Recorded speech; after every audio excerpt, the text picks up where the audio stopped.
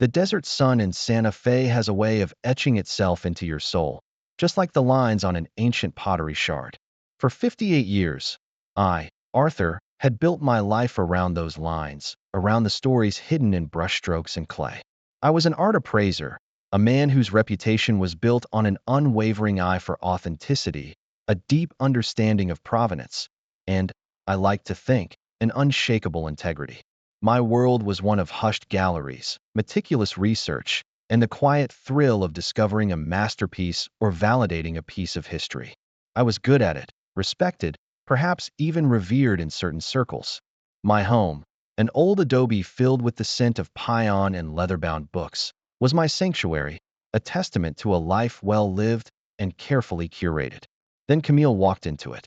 It wasn't a grand entrance. She was just another artist at a dusty, unassuming gallery on a side street I rarely frequented. But her paintings, they stopped me dead. Evocative, raw, bursting with the spirit of the land and her ancestors. Native American scenes, yes, but not the stereotypical tourist art. These had soul, a vibrant, almost aching quality that spoke of struggle and resilience. There was a particular piece, a woman wrapped in a blanket against a storm, her eyes holding generations of wisdom and sorrow, that just seized me.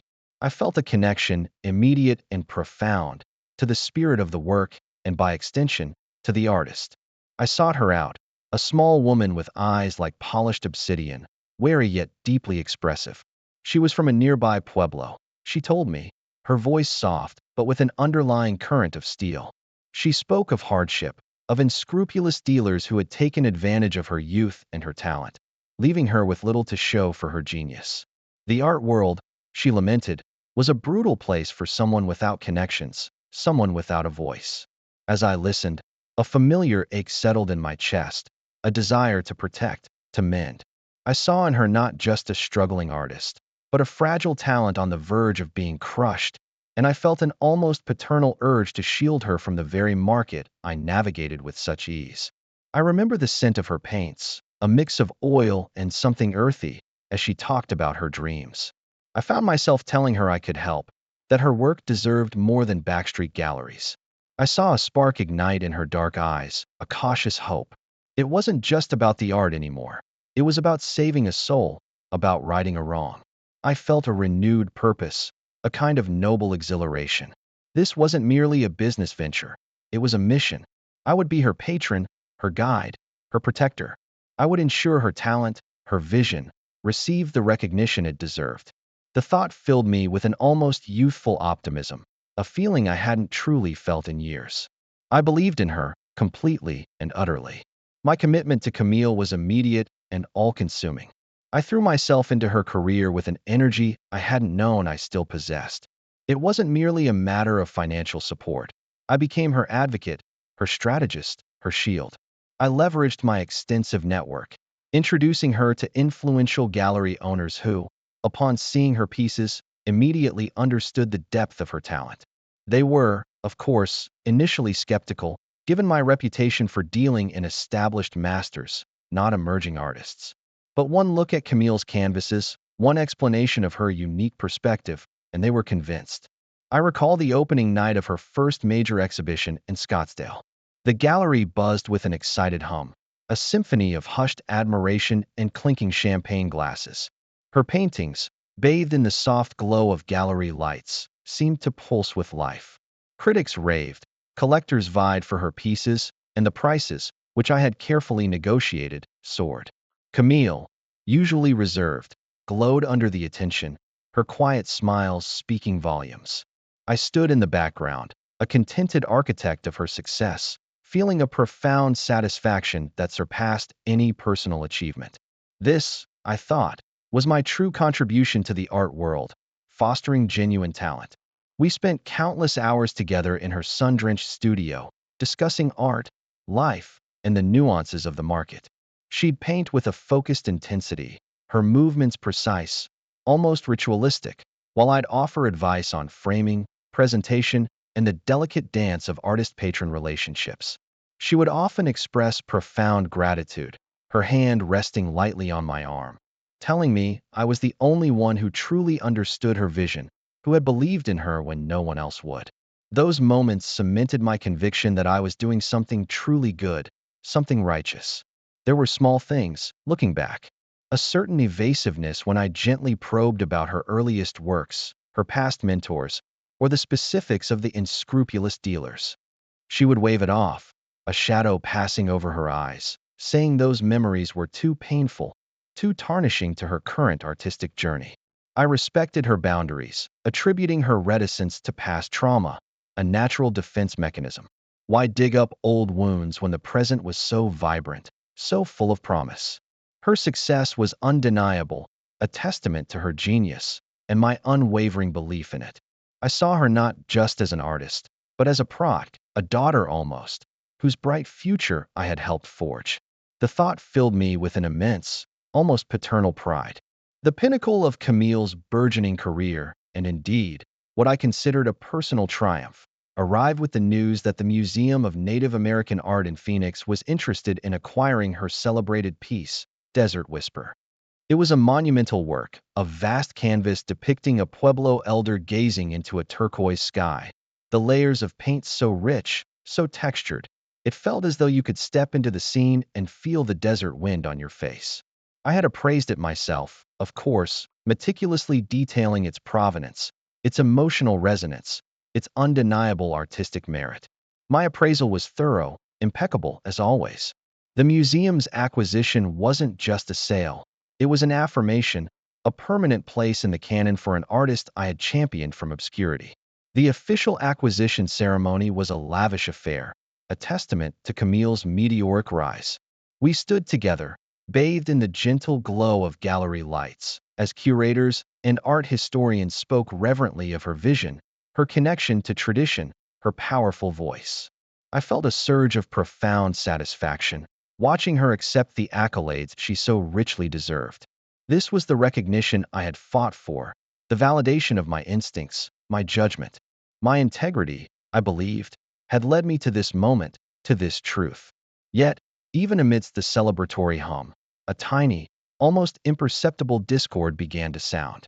During one of the preliminary examinations by the museum's head conservator, Dr. Alastair Finch, a man known for his almost forensic attention to detail, he made a passing comment.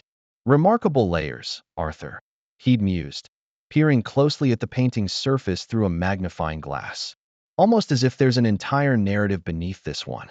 A palimpsest, if you will." He smiled, assuming it was simply an artistic technique. I dismissed it as well, interpreting it as a compliment to Camille's depth, her complexity. But the word palimpsest echoed faintly in my mind, a subtle, uninvited guest. A week later, just before the final transport, Camille seemed unusually tense. I caught her staring at Desert Whisper with an intensity that bordered on anxiety. When I asked if everything was all right, she merely smiled, a strained, quick gesture. "Just sad to see it go, Arthur," she'd said, her voice a little too soft, her gaze fleeting.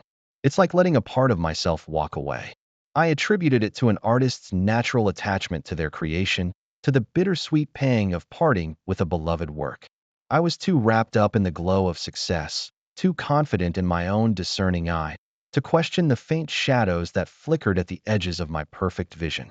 The grand stage was set, the masterpiece enshrined, and I, Arthur, was at the very heart of its triumph. The call came on a Tuesday morning, crisp and devoid of the usual pleasantries. It was Dr. Finch from the Phoenix Museum, his voice tight, formal. He asked me to come immediately, no explanation, just an urgent insistence that something critical had come to light regarding Desert Whisper. A cold knot formed in my stomach, a premonition of something deeply unsettling. I drove the familiar highway south, the beauty of the desert landscape lost on me, replaced by a growing dread. When I arrived, the conservator's lab was stark, clinical, a world away from the vibrant gallery. "Arthur," Dr. Finch began, his face grim, "we've made a discovery during preliminary restoration. A very disturbing one." He led me to Desert Whisper, now under intense UV light. The painting I had so confidently appraised, the masterpiece I had championed, seemed to shimmer under the alien glow. Then he showed me the thermographic scans, the chemical analyses, the painstakingly slow reveal of truth. It was a palimpsest, just as he'd vaguely mused before, but not an artistic one. Beneath Camille's vibrant layers, beneath the carefully constructed surface, lay another painting. An old one. A very old one. As they stripped back a small, unnoticeable corner, the spectral image of an entirely different piece emerged, older, historically significant, from a renowned turn-of-the-century Pueblo artist whose work was incredibly rare.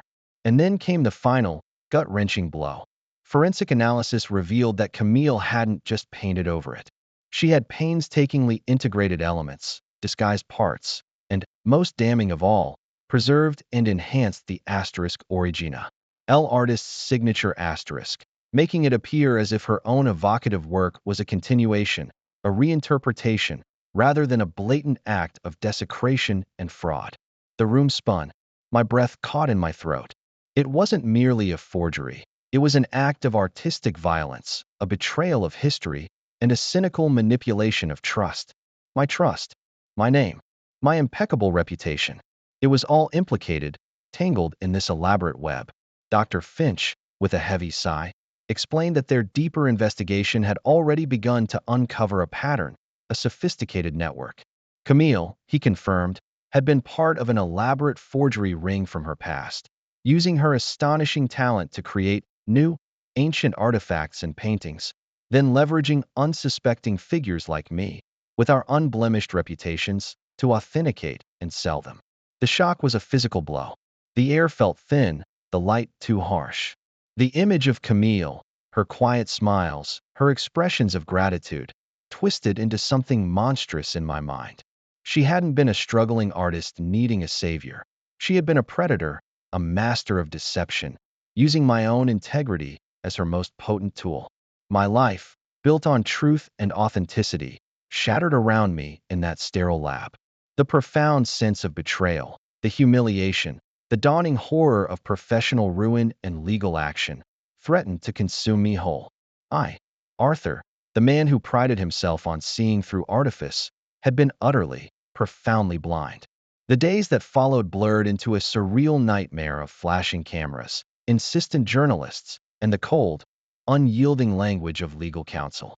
The news exploded, a scandal that ripped through the rarefied world of art appreciation like a wildfire. Renowned appraiser implicated in international art fraud, the headline screamed.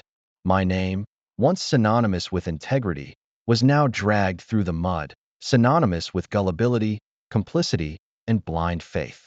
The phone rang incessantly, but I couldn't answer. Each ring was a fresh stab, a reminder of the trust one had inadvertently betrayed, the mockery my judgment had become. Camille was arrested swiftly. The intricate web of the forgery ring, far more extensive than anyone imagined, began to unravel with her capture. The details that emerged were chilling. A network spanning continents, preying on the desire for authenticity, on the vanity of collectors, and on the misplaced trust of those like me. She had been their golden goose, her talent for mimicry so profound that she could breathe false life into dead art, skillfully concealing the old beneath the new. My proc, the vulnerable artist I had vowed to protect, was, in fact, a master criminal. I was questioned for endless hours, my every memory of Camille, every decision I had made, dissected under a harsh, unforgiving light. Though I was ultimately exonerated, deemed an unknowing victim, the damage was done. The legal system might have cleared my name of criminal intent, but the court of public opinion, and more importantly, the court of my own conscience, was far less forgiving. How could I have been so spectacularly wrong? How could my discerning eye, my decades of experience, have failed me so utterly? The adobe walls of my home, once my sanctuary, now felt like the confines of a tomb. The artwork I had collected, the objects I had cherished for their authenticity, seemed to mock me from their pedestals. Every brushstroke, every signature, every provenance note I had ever written, now felt tainted, fragile, a potential lie. My identity, so interwoven with my profession, with my unwavering belief in truth in art, had disintegrated. The man I thought I was, the Arthur who could spot a fake a mile away, no longer existed. He was a fool, a patsy, a broken man. The despair was a suffocating weight, a silence that screamed with betrayal and self-loathing. I looked in the mirror and saw a stranger, a ghost of the man who once walked with such confidence through the hallowed halls of art. The quiet hum of the legal process eventually faded, leaving behind an echoing silence. I was cleared officially, but exoneration felt hollow, a legal technicality that couldn't mend a shattered reputation or a broken spirit. The art world, once my lifeblood, now felt alien, a place of ghosts and shadows. I couldn't face the hushed whispers, the pitying glances, the inherent doubt that would forever cling to my name. My career as an appraiser, the very essence of my professional identity, was over. I simply retired, vanishing from the scene I had once commanded. I sold the adobe, too many memories clinging to its walls like dust motes in the desert sun. I bought a small, secluded studio on the outskirts of Taos, nestled among ancient pion trees, far from the galleries and the collectors, far from everything I had known. The move was less an escape and more a retreat, a desperate search for a quiet space where I could simply be, without judgment, without the weight of past mistakes. The silence there was different, not the suffocating silence of despair, but an expansive, almost spiritual quiet. For weeks, I did little but stare at the vast, empty canvases propped against the studio walls. They mocked me, challenged me. What did I, a man whose discerning I had failed him so spectacularly, have to say about art? But as the days bled into weeks, a familiar, almost forgotten ache began to stir within me. Before I ever picked up a magnifying glass or delved into provenance, I had been an artist, a young, passionate painter of abstract landscapes, drawn to the raw power of color and form, to creation for its own sake. Life had pulled me onto a different path, one of analysis and authentication, but the seed of creativity had never truly died. Hesitantly, I picked up a brush. The weight of it in my hand felt both foreign and profoundly familiar. I squeezed tubes of paint onto a palette, the vibrant colors a stark contrast to the monochrome landscape of my inner world. I didn't try to recreate, to interpret, to appraise. I simply painted. Lines, shapes, a riot of color that poured from some deep, untouched wellspring within me. The desert outside my window became my muse, its changing light, its rugged contours, its vast, indifferent beauty. It wasn't about fame or money or even recognition. It was about the act itself, the pure, unadulterated release of pigment onto canvas. Each stroke was a small, defiant act of creation, a step away from the destruction and deception that had almost consumed me. In that secluded studio, amidst the scent of turpentine and fresh paint, something in me began to breathe again. The canvas became my confessional, the paint my words. With each abstract swirl, each bold stroke of color across the linen, I found a release, a therapeutic balm for the wounds that still throbbed beneath the surface. I wasn't painting for an audience, for critics, or for collectors. I was painting for myself, unburdened by the expectations of the market or the scrutinizing gaze of experts. This art was mine, deeply personal, flawed in its amateurishness perhaps, but undeniably, beautifully authentic. In the quiet solitude of my studio, surrounded by the smell of oil paints and the vast silence of the desert, I began to truly understand the lessons Camille had, inadvertently, taught me. True art, I realized, like true character, cannot be faked. It flows from a place of genuine intent, not cunning manipulation. My desire to be a savior, to elevate Camille, had blinded me not only to her deceptive artistry, but to the simple truth that people, like paintings, often reveal only what they want you to see, especially when it serves their purpose. My pride in my discernment, my belief in my own good intentions, had made me vulnerable, an unwitting participant in a grand illusion. The sting of betrayal still lingered, a phantom ache, but it no longer defined me. I had lost my professional identity, yes, but I had rediscovered something more profound, myself. The man who once sought truth in the brushstrokes of others now found it in the raw, unpolished honesty of his own. There was no grandeur here, no critical acclaim, no monetary value, just the quiet satisfaction of creation, of pure, unadulterated expression. My life now is simpler, stripped of the trappings of prestige and the complexities of the high-stakes art world. I walk the dusty trails, observe the shifting light on the mountains, and translate those ephemeral moments into color and form on canvas. The peace I've found here isn't the jubilant triumph of success, but a deeper, more resonant tranquility born from acceptance and self-discovery. It's a bittersweet peace, to be sure, tinged with the lingering regret of what was lost, but suffused with the profound gratitude for what was found. The path to authenticity had been painful, humiliating even, but it had led me home, not to a place, but to myself, where the only appraisal that truly matters is my own honest heart.